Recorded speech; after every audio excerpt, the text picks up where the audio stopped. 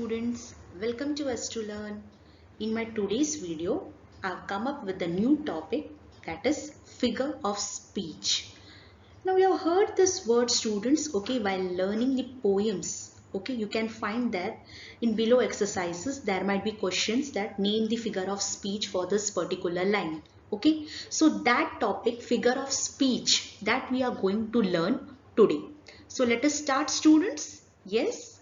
Okay.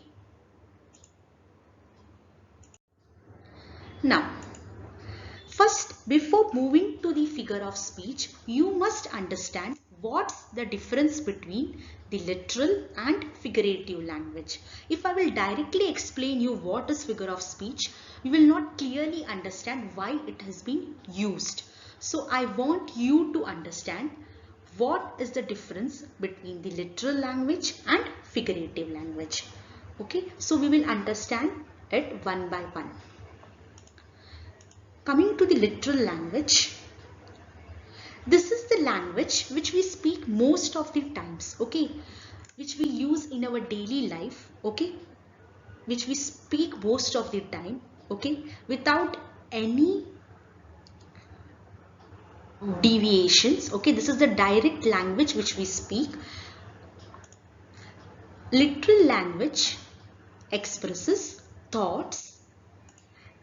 Literal language expresses thoughts and ideas in a clear manner and do not deviate from actual meaning. That means whenever we use the literal language, it expresses the ideas in a clear manner. Okay, it do not deviate from the actual meaning. Now how it is, I will explain you, don't worry. Okay, after seeing the figurative language, I will explain you how it expresses you the clear idea. Okay, now we will see the figurative language. See, this type of language is commonly used in the work of literature. Okay, so figurative language you can find in the work of literature, mostly I can say in poems. Okay, this type of language you find in poems. It uses words or expressions with a meaning that is different from the literal interpretation. Okay, now I will explain you how it uses words and how it's different from literal language. For example, if I am saying his face is bright. Now, his face is bright is a simple sentence. Okay, so I can say it's a literal language which clearly states me that his face is bright. But if I am saying his face is bright like the sun.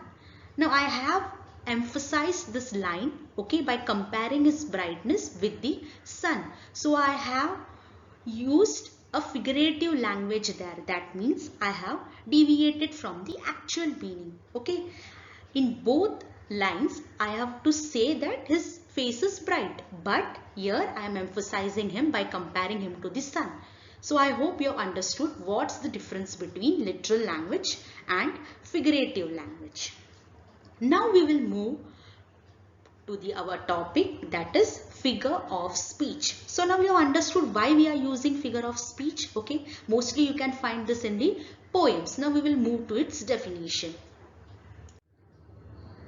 So figure of speech.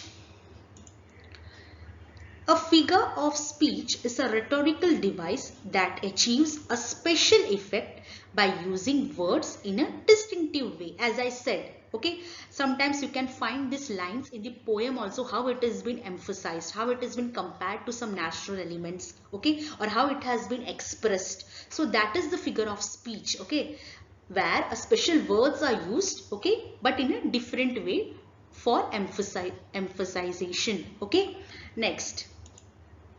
A figure of speech is a deviation from the ordinary use of words to increase their effectiveness. Now, why we are deviating from the actual use of words? We can simply write his face is bright, but why I am writing his face is bright like the sun? Why the poet uses their sun? Because he wants to emphasize his line.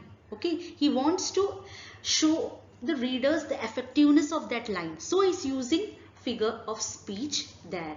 I hope you have understood simply what is figure of speech. Now,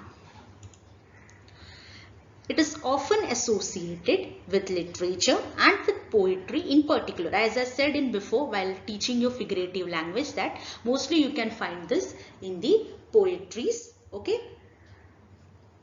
Now, moving to the how many figures of speech. Now see, here you can see lots of figures of speech. Okay.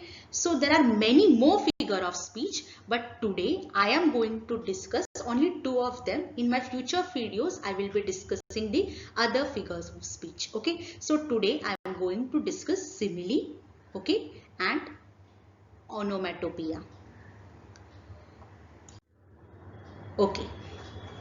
Our first figure of speech is simile. Now please concentrate on the spelling. What happens is, students, what you do is you just write it as smile. Okay, you just write it as meal and anyway. So just concentrate on the spelling, student. It is S-I-M-I-L-E. Okay, so don't write it as smile. It is simile. Okay.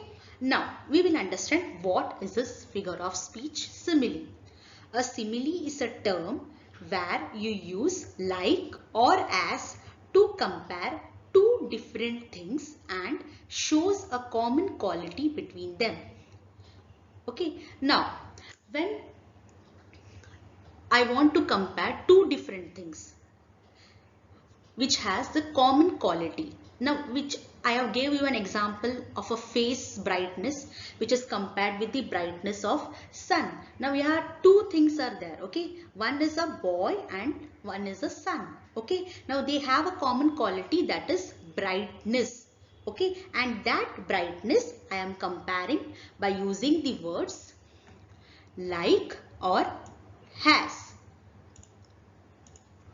So that is the simile. Now see, one thing you have to take care, it is different from simple comparison. Now how it is different from simple comparison? Students, see. For example, she talks like you. This line also shows you a comparison using the word like, but it is not a simile. Why? Because here it compares the quality with two same kinds. But what is the definition of a simile? It is two comparison between two different things. So you must understand the different, students. Okay. So here we are comparing two same kind, but in simile we are comparing two different things. Okay. So just don't confuse with the simple comparison and with the comparison of which we use using simile. Okay. Now coming to the more explanation. Okay. Using this figure I will show you how it has been used. Okay. Now see. Here you can see a boy. Yes, students, you can see. And here I have made a C. Okay. Now see. A boy has. What he has? He has blue eyes. Can you see, students? He has blue eyes. Here you see. He has blue eyes. Yes, students. And see. The sea is of blue color. Yes. Yes, students. You can see the sea is of blue color. So now can you tell me what is the matching adjective here? Yes, you can find blue common in both of these things. Okay, the boy has a blue eyes and the sea, the color of the sea is blue. So using the matching adjective blue and words as or like to write simile. Now we will write the example of simile using this picture. So you are understanding, students, clearly. There are two things, a boy and a sea, and we are comparing between them. Okay. Now what comparison is made? Between what the comparison is made? The boy has blue eyes. Okay. And the sea is of blue color. So what is the common between them? The quality blue. Okay. So now how I am going to write the simile? You see. First one. Is Isis as blue as sea? Yes. Sorry. is highs is as blue as sea. Okay, first comparison I have made here, that is highs is as blue as sea. Yes, you agree students? Yes. And second is eyes is blue like the sea. Okay, so now how I have used simile in two ways using words as and like. Okay, so now how I have compared, I have written the lines here. Okay, is highs is as blue as sea. Here is highs is compared to the blue color of the sea. Here also the same thing but using the word like. Now you have understood students clearly? Okay. Now we will move to the more examples so that you will clearly understand. See, the first one is Jack is as quiet as mouse.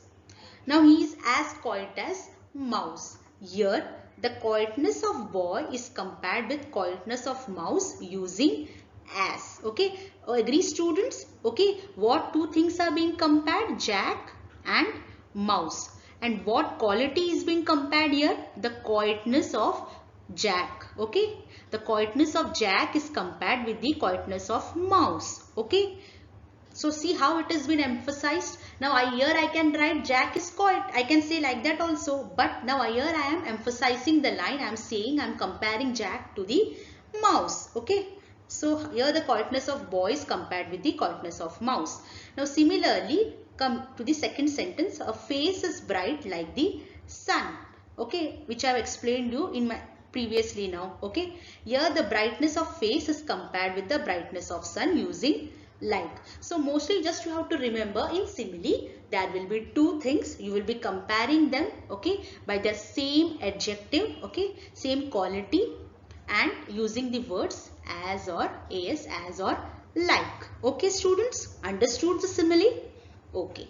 Now coming to our next figure of speech, that is onomatopoeia. Okay. Now see this word onomatopoeia. In this figure of speech, the words are used to imitate sounds. Okay. Now some words you know which imitate sounds like bobo. Okay, the dog sound, meow, the sound of cat. So some words are used to imitate sounds. So when you find these words in poetic lines, you can decide that the figure of speech is onomatopoeia. Okay, in other words, it resembles the sound of thing it describes. Okay, sometimes other words you can say the sound of things it describes. Okay, now we will see. Now see, this is not the definition part, but I have to say the students mostly make the mistakes in the spelling of the figure of speech. What happens? To remember the spelling, I have divided the word into three parts for easily understanding it without any mistake. See, oh no. Okay students, divide this word into three blocks, that is ono, okay, mato, pia, O-N-O-O no, okay, M-A-T-O mato, P-O-E-I-A. In this way you can divide this figure of speech word, the word figure onomatopoeia, into three parts. Why? Because to understand its spelling and then combine it and you will get this onomatopoeia. Okay, this is just for you students because you always make mistake in the spelling of onomatopoeia. Okay, this is just for a remember purpose. Now, you have understood that they are the words used to imitate sounds. Now we will see how. Okay. Now, here I have made things, their sounds. Okay, like bee. The sound of bee is like buzzing. Okay. The sound of bird, chirping. And the sound of water, splash. Okay, so these words, the above sounds, okay, like buzzing, chirping, splash, are examples of onomatopoeia. Now you are coming to know students how you will identify onomatopoeia in a poetic line. Okay, when you find sounds of anything, okay, like buzzing sound of a bee, chirping sound of a bird, or a splash sound of a water. Okay, so then it's an onomatopoeia. Okay.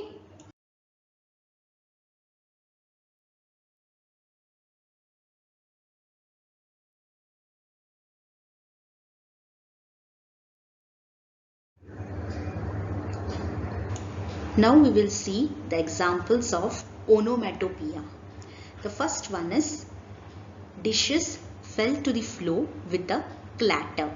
Now here the sound clatter is expressed. Okay, when the dishes fell to the floor, you can hear the sound. Okay, that clattering sound, okay, is being expressed. So it's an example of onomatopoeia. Coming to the second one, the bells of the church are clanging. Now this clanging word is the sound of the bells of the church. Okay, so now here also the sounding is being expressed, so it's an example of onomatopoeia. Okay students, understanding how the sound is being expressed using different words, okay, related to different things. Now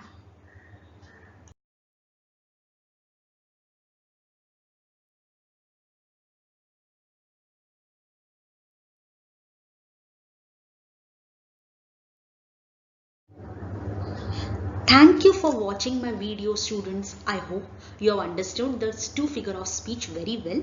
In my coming videos, I will teach you the other figure of speech. So if you have really enjoyed my video, please subscribe to my channel as to learn,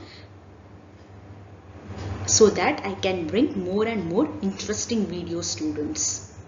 Thank you. Bye.